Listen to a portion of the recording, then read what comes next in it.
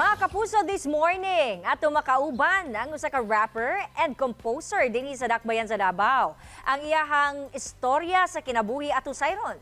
Mao din na nato dugayon pa, please. Help me welcome Mr. Fluver Floy Kagampang. Good morning, sir. Welcome dinhi sa At Home with GMA Regional TV. Kumusta? Good morning, okay lang. Good morning sa mga namino di sa tuwa di sa Davao. Ito, nga sa mga maayong pamuyo. Ano ba? Tama ba?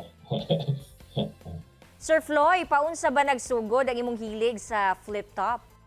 Actually, bago po dyan sa flip top, mga unsa ba ta nagsugod sa flip top, mga 2015 mata ako nakasulod ng flip top ata. Pero prior to that, nag-arap po dyan dati pa sa mga eskwelahan.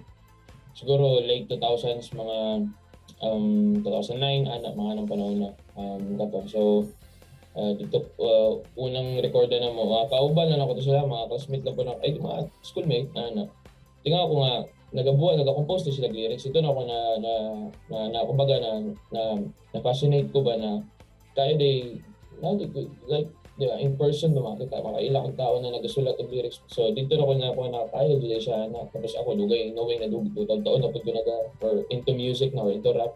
Sa mo to na di-try na ko siya. Grabe, remember pa ako itong una na akong sulat. Tapos dito na nagpalay ng mga recording hanggang sa may sa mga gigs dito sa Davao, mga siguro 2011, 2012, mga unang gig na sa una. So dito na siya. Hanggang sa nagpadayo na maintain na music bottom music. Nagkadagan-dagan na po ng mga nakaila. Tapos here comes Flip Top, siguro mga 2015. Try out ko sa Flip Top, tapos fortunately nadawat dito. O dito na nagsugod akong career sa flip top. Kinsa sa ba ang imuhang nahimong inspirasyon, Sir Floy, sa pagsalmot sa mga League of Flip Top? O nga naman kini imong napili nga genre sa imuhang composition? Sa music yun, nagsugod akong influence kay ganang mga foreign sa una. Like sina, pinakauna dyan ako madungan sa like sina Snoop Dogg, mo na siya. Like, biglang influence pa ng mga kanta ba. Abot ang panahon po na napaminawan ako ng mga locals, mga Pinoy na to na mga rapper, likes of sina Looney, mga sila may Kosa, mga sila Ghetto Dogs, Landro 8, ito. Mga sila mga ginapaminawan nato sa una. At sa kato, nakita po ako si Looney nga ni Battle sa Flip Top. Dito pa na ako nakita kung unsa po today ang style sa ang format ba sa flip top katong which is written siya. So dito nag-practice pud go unsa na siya kanang mag battle rap diba, like diba ang music sa battle rap lang like kanang walay beat, tapos mas you gotta be more poetic ba as much as possible gani ba. Pero una ka na himong rapper, sir, kinsa ug unsa ba si Fluver Floy Kagampang? Hey, nagsugod mo ko rap god high school pa ko, so lisod kay ilokbat ba kung sa tong ano ba sa una, but high school siguro palingaw basketball mo gina. Dula ay basketball sa asang barangay mga varsity po na eskwelahan. Tapos kaya sabay na ako sa rap. Tapos siguro mga nagsugo trabaho, una jud ko nakatrabaho sa BPO, call center. Doon nagtrabaho ko call center for I think 6 years, nag-supervise ko 5 years, tapos ni resign ko atong mga 2020. Tapos karon full time na sa music. Along this successful journey nimo sa imuhang sa maong industry, sir, unsa ba yung mga challenges nga imuhang na-encounter o giunsa nimo pag-handle? Kaso ko pinaka-dili yun pwede mawala sa topic when talking about challenges to this ang saan yung pag-market sa sarili. Kabalo na ta ang market dito sa Davao, ang audience dito sa Davao. Diba? Looking back sa katong nagsugod lang ko sa una, grabe, lahi dito yung tanaw.